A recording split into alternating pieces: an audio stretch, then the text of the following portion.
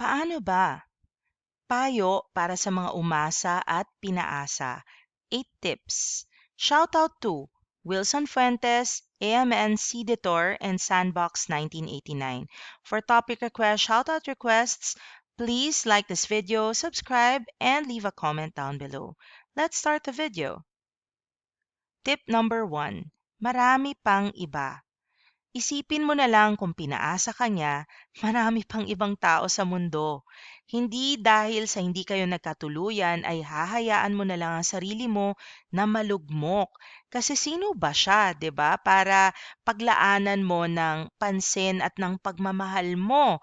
Kung ayaw niya sa'yo, pues dapat ayaw mo rin sa kanya, maghanap ka na ng iba. Lagit laging may mas better sa atin. Maaari tayong palitan ng kahit na sinong tao sa oras na makahanap ng mas magandang koneksyon ang taong mahal natin o yung nagpaasa sa atin. But at the same time, kung kaya nila tayong palitan, kaya rin natin silang palitan, 'di ba? Dapat may ganun kang confidence sa iyong sarili. Nasaktan ka niya, pero hindi ibig sabihin nun na deserving pa siya ng atensyon mo. Kasi nasaktan ka na nga niya eh. Pinakita niya na ang tunay niyang kulay. Ibig sabihin nun, buti pa lang na ngayon pa lang alam mo na ugali niya. Good riddance, di ba? Kaya lawakan mo ang iyong pag-iisip, gayon din ang mundo mo. Huwag kang mag-focus sa iisang tao lang dahil sayang ka. Sayang ang kagapuhan mo, sayang ang ganda mo, sayang ang kabaitan ng loob mo. Sinayang ka niya. May ibang tao na mas magmamahal pa sa'yo. Tip number 1, marami pang iba. Tip number 2, dugtungan game. Hindi ito laro. Seryosohin mo pero masayang gawin. Simple lang naman. Lahat ng bibitiwan ng kausap mo na sweet messages o words ay dudugtungan mo lamang ng as a friend o dahil kaibigan mo ako. Kunwari, sabi niya, ang bait mo talaga, ikaw na. Dugtungan mo ng siyempre dahil kaibigan mo ako. Kapag sinabi niyang gusto kita, dugtungan mo ng I know, as a friend. Mas maganda na sa umpisa pa lang ay maisip mo na at lagi mong paalalahanin sa sarili mo kung hanggang saan lang talaga ang limitasyon ng relasyon mo sa taong ito. Kasi yung ibang mga career sa pagpapaasa, alam na nila yan. Gustong-gusto nila yon yung may nagfo-fall o nahuhulog sa loob nila, no? Um, Magaling talaga sila magpaikot at mambola ng isang tao. Kaya you need to constantly remind yourself na magkaibigan lang kayo nito.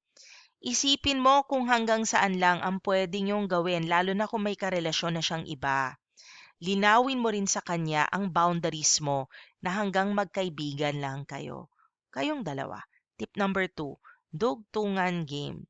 Tip number 3, mag-aral. Kung estudyante ka, 'di ba dapat ang focus mo nasa pag-aaral at grades mo? Oo naman, masarap pumasok sa school kapag may inspirasyon, pero minsan nakakasira ito sa pag-aaral. Kung kayo naman ay hindi na estudyante at nagtatrabaho na kayo o medyo mature na kayo, no? Dapat alam nyo na ang modus ng mga nagpapaasa, dapat hindi na kayo nabubulag o naloloko. Okay sana kung inspirasyon mo lang ang iyong kaklase. Oo, in the case of someone na medyo mas matanda na yung katrabaho nyo o yung nanlalandi sa'yo. Pero mag-focus na lang kayo sa inyong mga sarili, sa ikabubuti ng buhay ninyo. Kasi wala kayong mapapala sa mga taong nagpapaasa. Imbis na pagtuunan ang love life ninyo na non-existent kasi nga pa-fall lang yung kausap ninyo, mag-focus ka sa personal goals mo because promise, that is what will actually attract the best partner for you. And I think kung sino man yung kinalolokohan nyo ngayon o yung nakaka-break ng heart nyo ngayon, hindi pa yan ang taong linaan ni God para sa inyo. Tip number 3, mag-focus sa sarili. Tip number 4, iwasang kaibiganin ng opposite sex, lalong-lalo na kung may gusto na kayo sa kanila in the first place.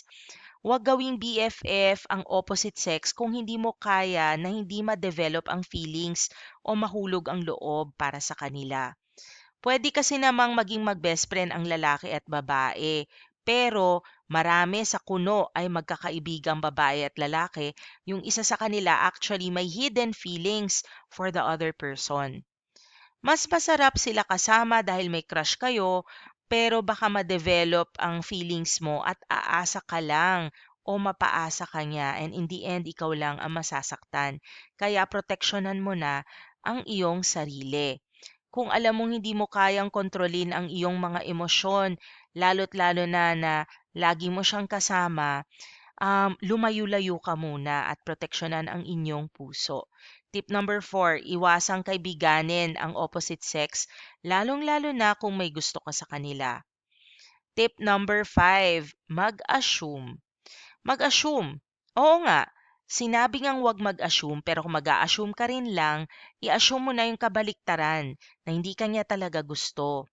Kung nakita mong nakatingin sa'yo sa iyong direksyon, imbes na isipin mong may crush siya sa'yo, isipin mong type niya ang katabi mo. Nang sa gayon, hindi ka umasa. Kung palagi kayo nagkakatagpo sa iba't ibang lugar, huwag mong iisipin na sinusundan ka niya. Grabe naman din kasi baka mamaya ikaw ang nagpapaasa sa iyong sarili. Huwag masyadong delulu. Assume na hindi kanya gusto hanggat hindi siya nagsasabi sa'yo. Tip number 6, maging logical. Subukan mong titigan ng mga bagay-bagay sa pananaw ng iba o humingi ng payo mula sa pinakaprangka mong kaibigan. Hingang malalim at mag-isip-isip muna.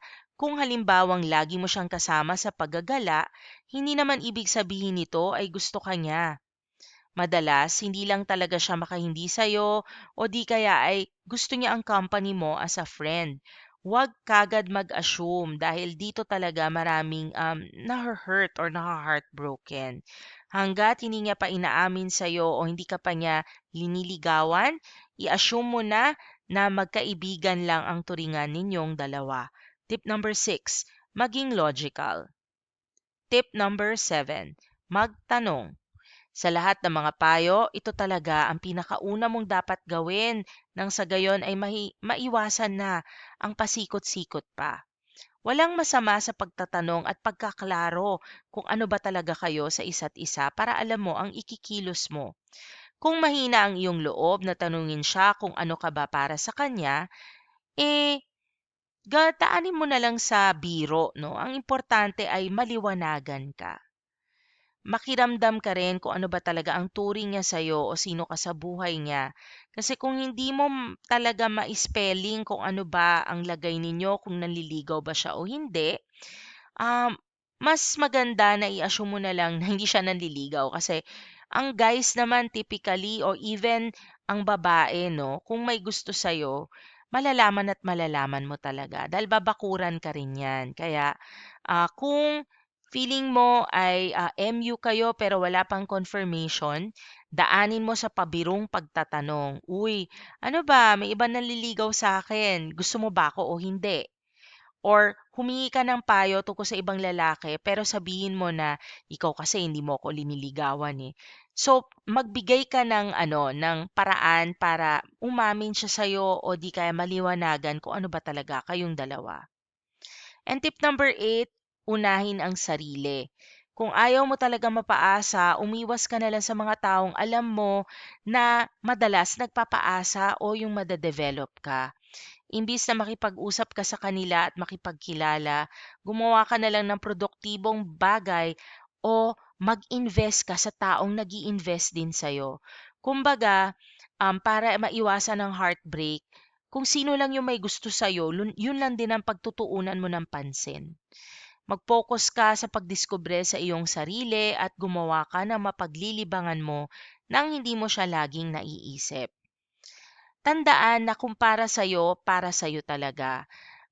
Whether or not gusto ka niya o hindi ka niya gusto, pero kung siya ang tao na inilaan ni God para sa'yo, eventually naman, magkakatuluyan din kayo. Pero if it's not meant to be, it's not meant to be. Wag nang ipilit. Ikaw lang ang masasaktan.